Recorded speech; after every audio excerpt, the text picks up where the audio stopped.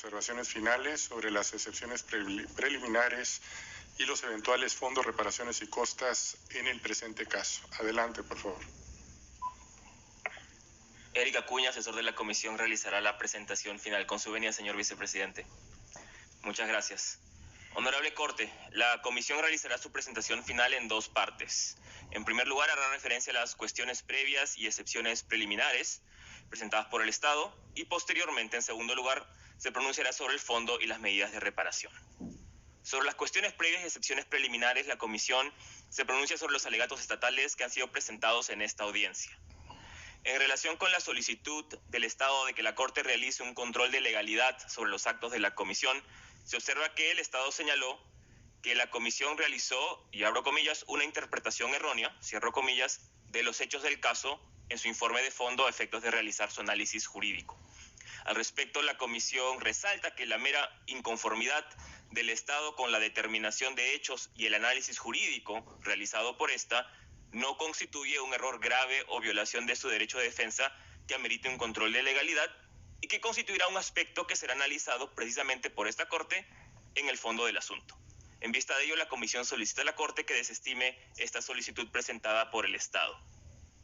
En su escrito de contestación, el Estado también alegó la falta de agotamiento de recursos internos, en tanto al momento de la presentación de la petición, el proceso de ejecución de sentencia seguía abierto.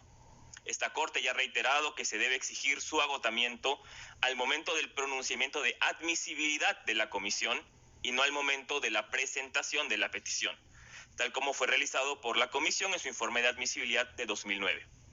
En vista de esto, también la comisión solicita a la Corte que desestime la excepción del Estado. Adicionalmente, en esta audiencia el Estado alegó que el recurso de amparo no era el recurso adecuado para que se puedan determinar los pagos, sino que era la vía laboral.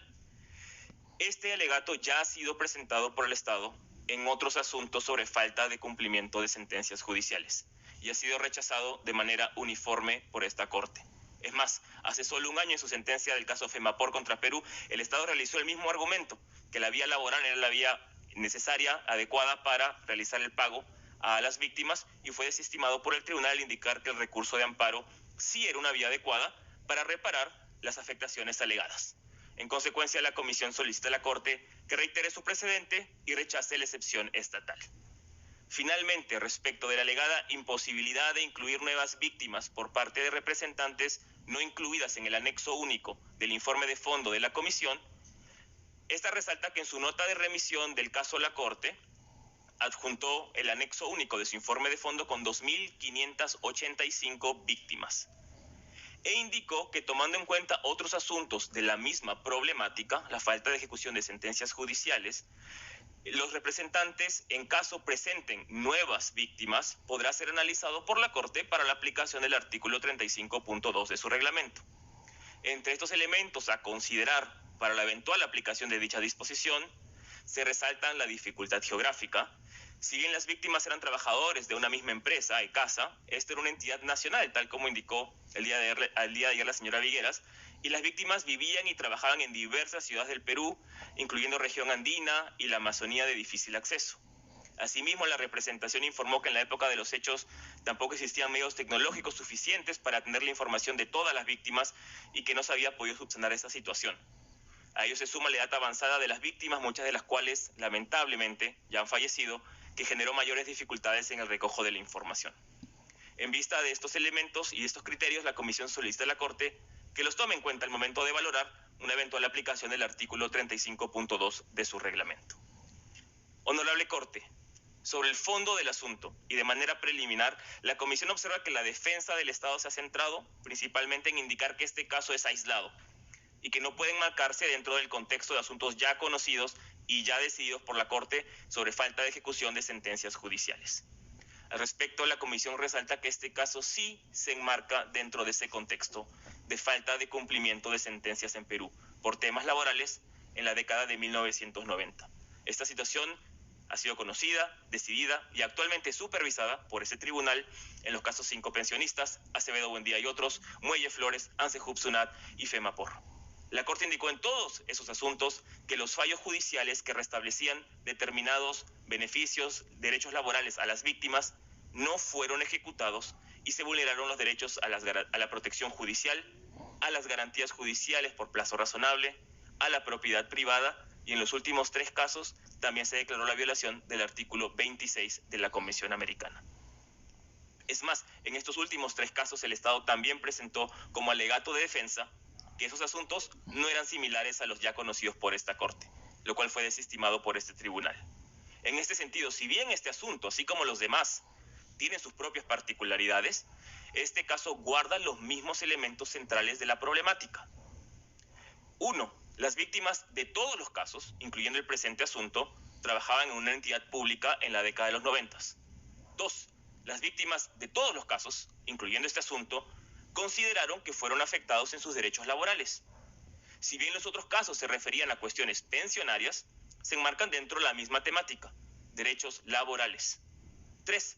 Las víctimas de todos los casos, incluyendo el presente asunto, presentaron un recurso de amparo para cuestionar dicha afectación. 4. En todos esos casos, incluyendo este caso, existe una sentencia judicial emitida por la Corte Suprema y en algunos casos ratificada por la Corte Constitucional, ordenando al Estado remediar las afectaciones a los derechos laborales de las víctimas. Y 5. En todos estos casos, incluyendo el presente asunto, el proceso de ejecución de sentencia ha tenido una duración de más de 2 décadas.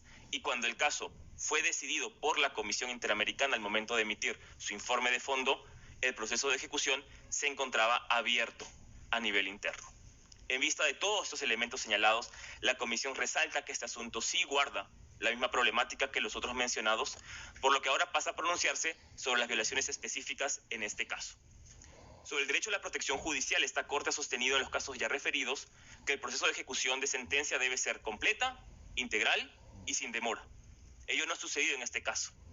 El proceso de ejecución de sentencia inició en 1993 con la sentencia de la Corte Suprema y ha tenido una duración de 27 años, sin que las víctimas hayan visto remediados sus derechos laborales.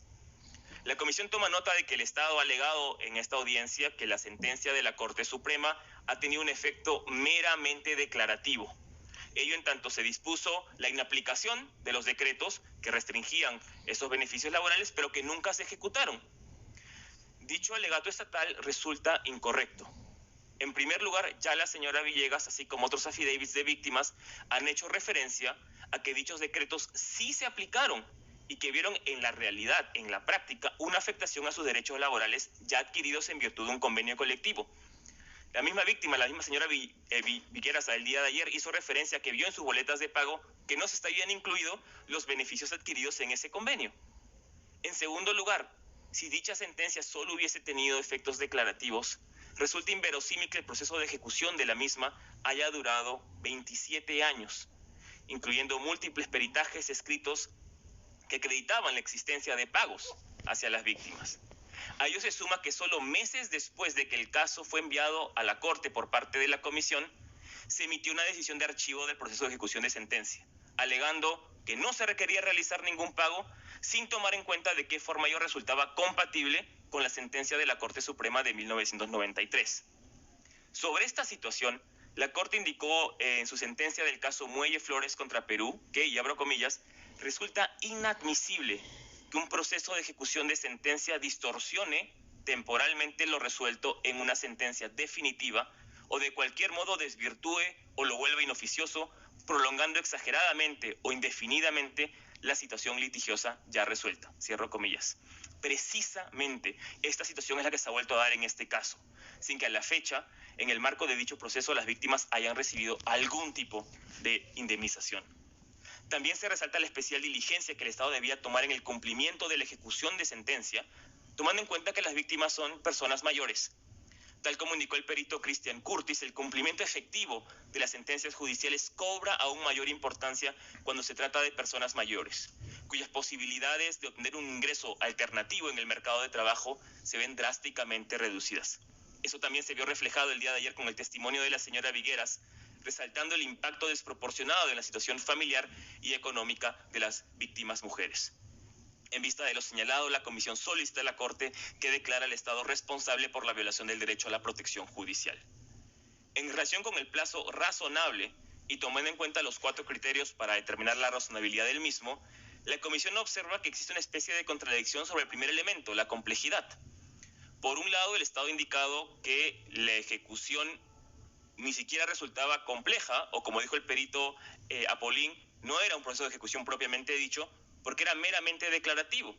Pero por otro lado resaltan que sí fue complejo por la cantidad de víctimas, peritajes, análisis de montos a ser pagados, entre otros aspectos.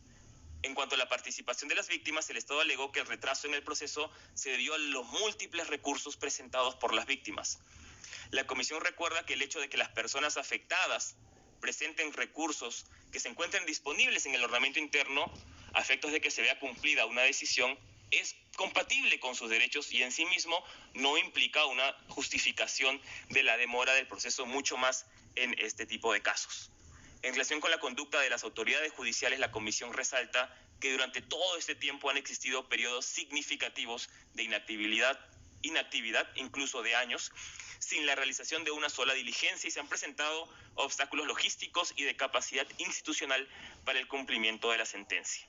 Finalmente, el cuarto elemento, sobre la afectación generada en la situación jurídica de las personas, la Corte ha sostenido que tratándose de beneficios laborales y de personas adultas mayores, resulta exigible un criterio reforzado de celeridad.